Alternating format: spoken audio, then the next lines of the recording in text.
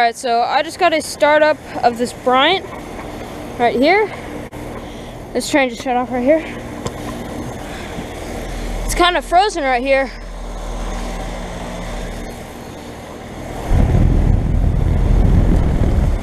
There's a Copeland scroll compressor, I think.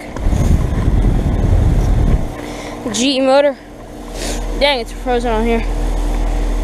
I don't think it's gonna go into defrost. It froze up like this multiple times and it didn't go into defrost.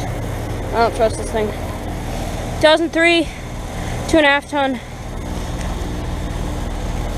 It's all moist and warm. Alright. I have another video getting recorded over there of that Goodman. So yeah, I'm using this one. So yeah.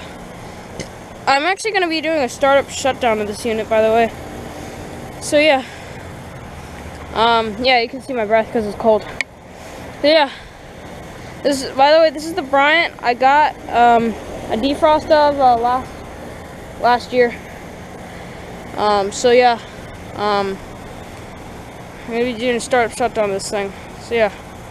Thank you for watching, and over and out. Let's do the shutdown now.